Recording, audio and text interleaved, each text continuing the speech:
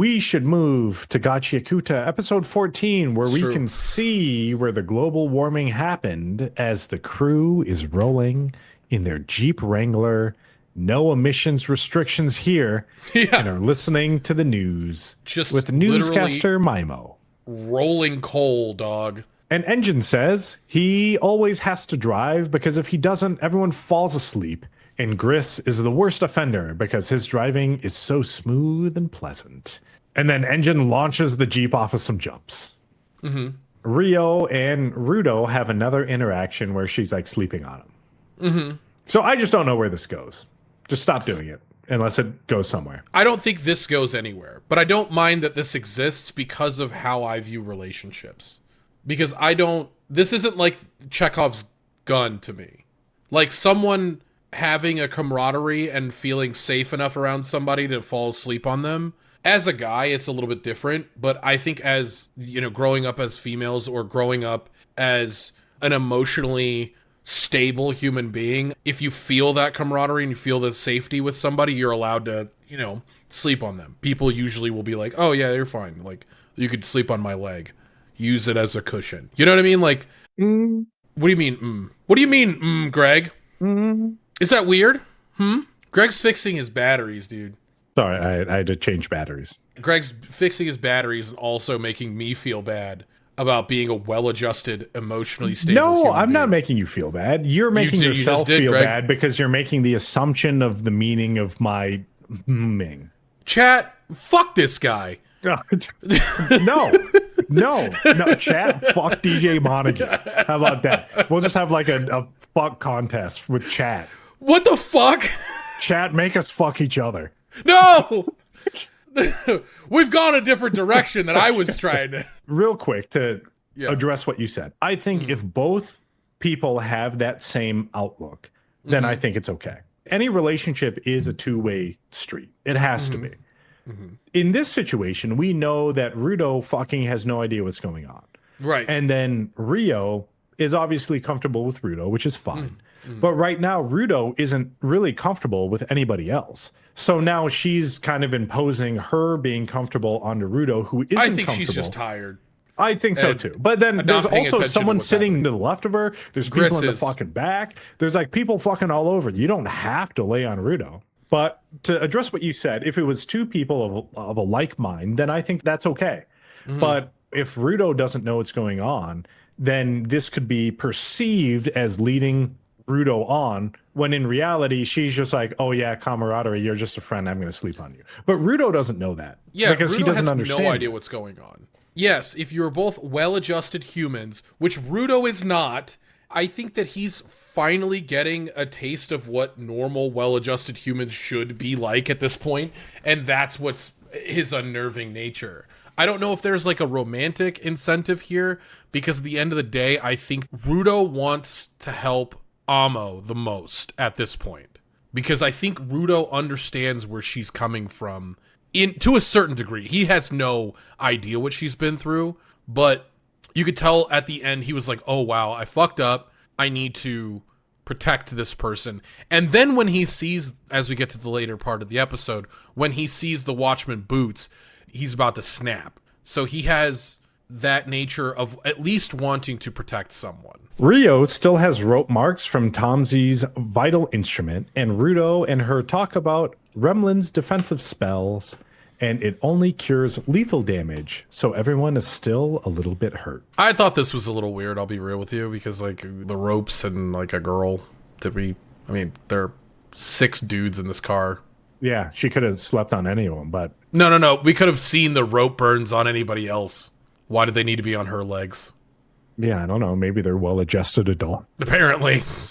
I apparently am not. Okay. I was like, hey, wait a second, guys. I thought it was weird too, because if you remember from last episode, they didn't really specify how everyone was.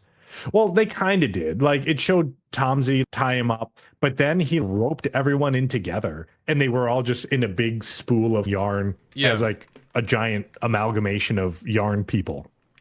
If anything, it would have made more sense if that rope burn was on her neck because their heads were sticking out of like the thread sandwich. Yeah, that was weird. And you would think that there would be more rope burns on her, not just her leg. Like her hands would be fucking burned. That was a weird interaction.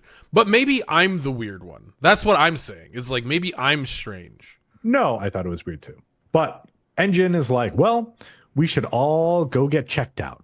I know a doctor nearby. So he takes them to the city he first took Rudo, and to the doctor he first took Rudo to also. Everyone is like, Engine, like stopping here. And he says she's hella cool.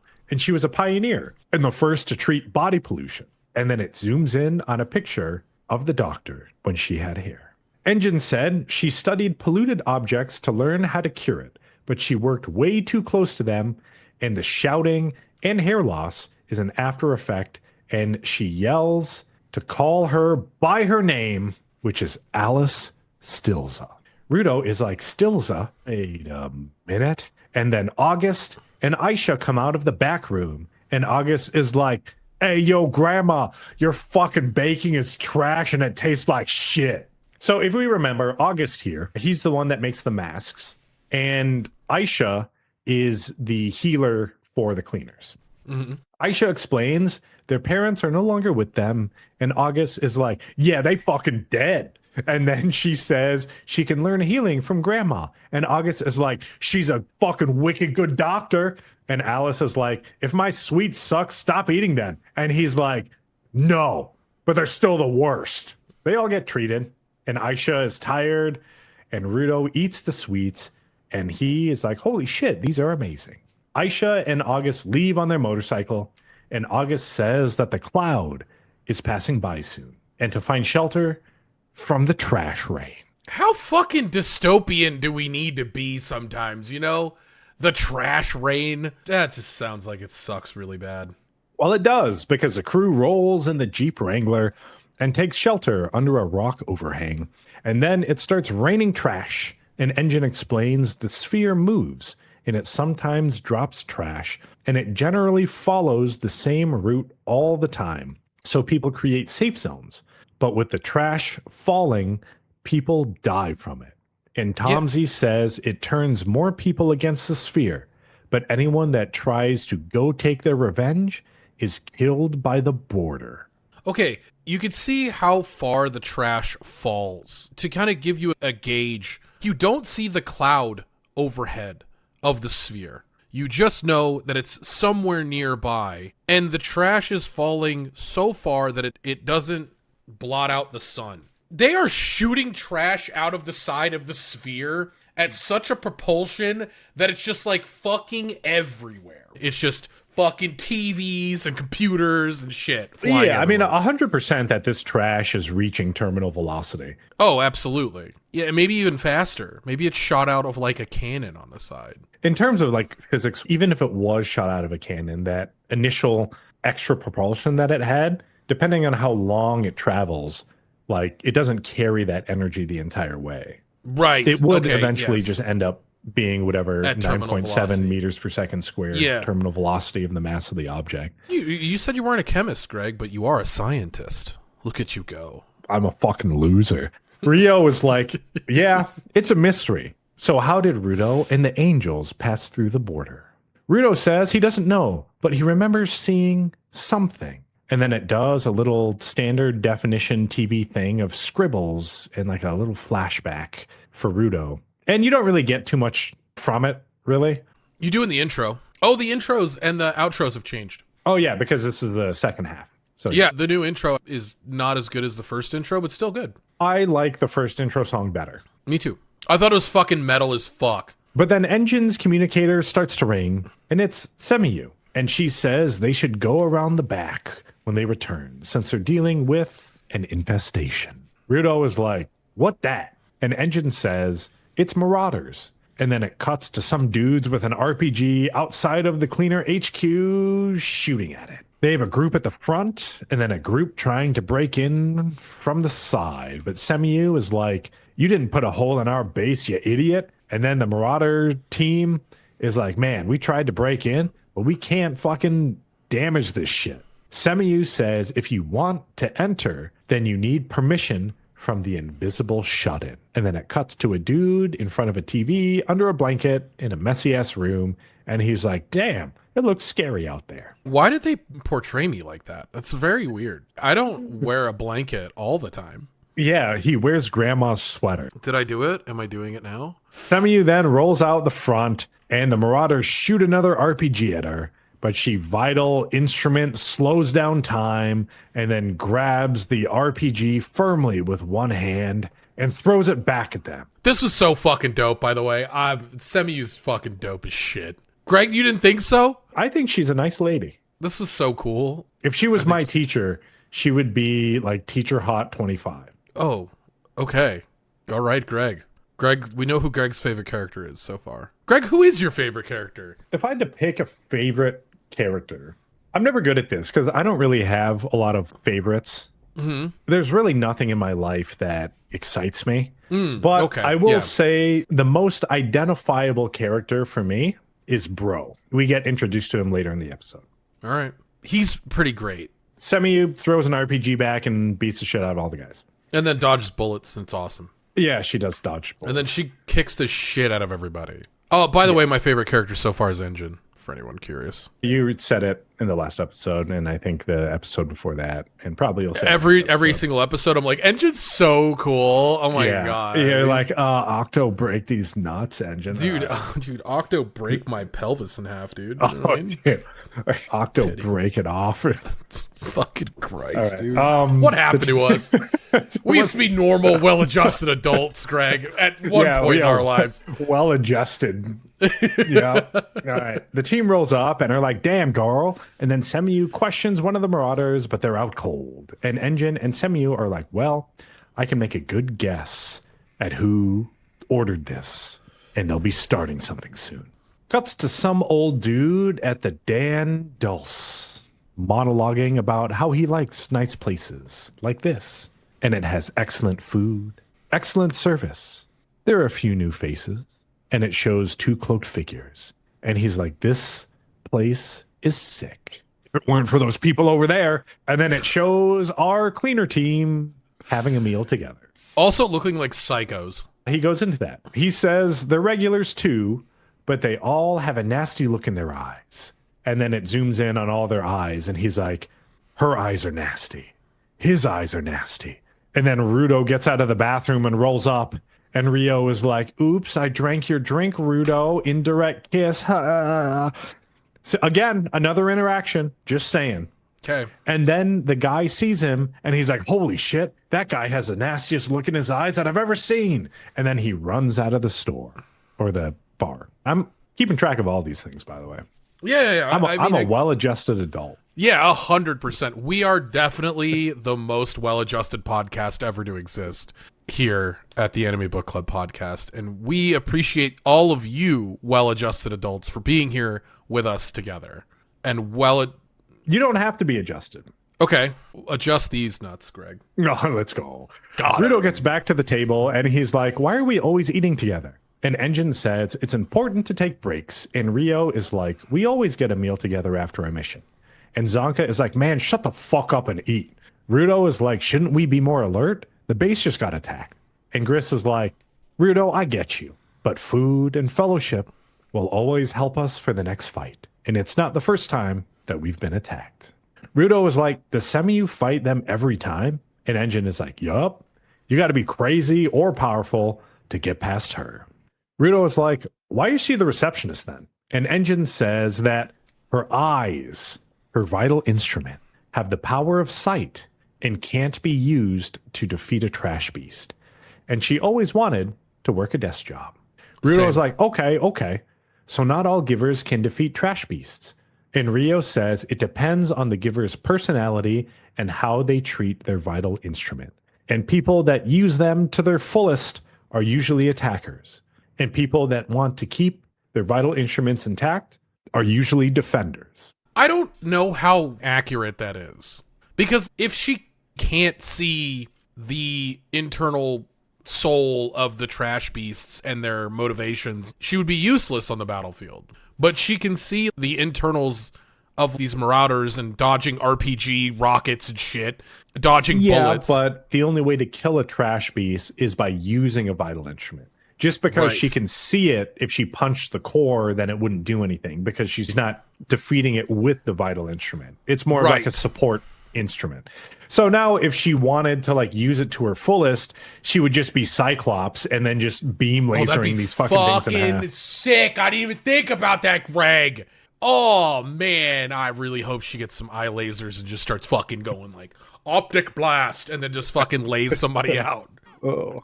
I miss Marvel vs. Capcom, I will say. I just want to get that out in the open. You basically just have Cyclops, Cable, and Iron Man, and all you do is chain the level 1s together. And dude, Hyper, and then Viper Beam. Yeah, and Hyper.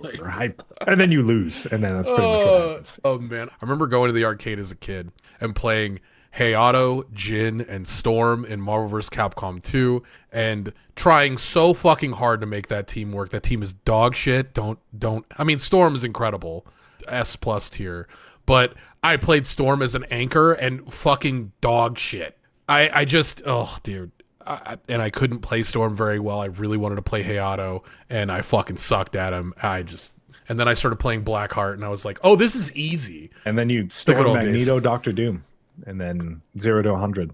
I played Blackheart, Doctor Doom, Sentinel for a long time. And Sentinel was super popular. Yeah, that's who I was actually doing well in tournaments with. I never really won any tournaments for Marvel because like it's fucking Marvel and Marvel's hard. Like I couldn't get it. Like there's just too much shit going on. Man. Marvel is very difficult. You get caught with a low, then it's like Berserker Barrage, and then like there was one person that could play Wolverine effectively, and it was fucking Justin fucking Wong. But I mean, like he played everybody. You'd see people playing Magneto, Storm, Sentinel. And you're just like, dude, I'm getting triangle mix up with 2-frame lows. Get the fuck out of here, man. I'm playing Blackheart and trying to stomp spirits at you. Rough out here in the streets. Rudo says he wants to know more about different instruments. And Engine is like, don't worry, they got you. And Rudo was like, they? And then Gita butts in with Team Child of Bro and Deer, who is the baby that we saw in the earlier episodes. Dear Santa. Bro Santa, Dear Santa. What the fuck, man? And Gita, Hebi, Fantasia. Deer and Rudo have a stare-off. And then Rudo's like, fuck you, man. Fuck you, baby. I'm not sharing my food with you today. Because if we remember when Rio first introduced sweets to Rudo, and Rudo was like, holy shit, this is the best shit I've ever eaten. Deer came in, and they were like fighting over lollipops and shit. Gita is like, hey, Rudo, long time no see. And he's like, who the fuck are you?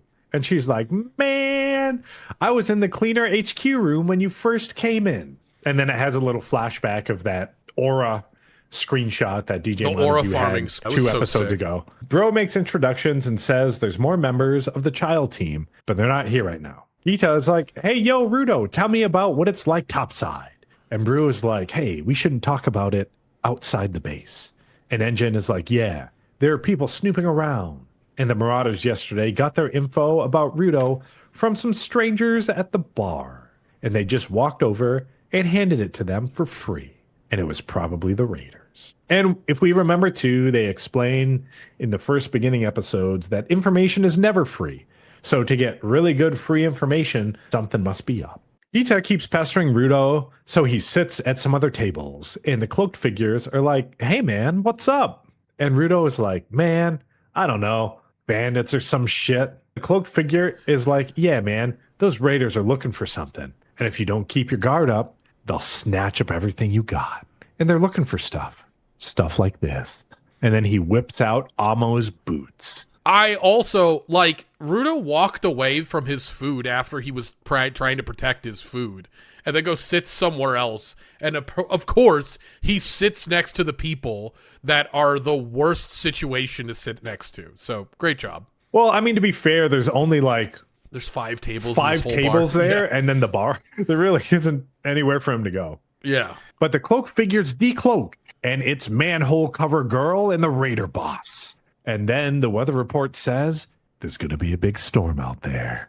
And then the cleaners go into action. But then they're all manholed to a different location with the supporters, Gris, Folo, and Tomei left behind. They get teleported to what looks like to be some underground place, and the raiders show themselves, and they have a nice little square off, and Rudo asks what they did with Amo. This was an Aura farm shot, and it does go hard, though. I'm so fucking excited for the next few episodes. So that's it. Episode 14. Gachiakuta.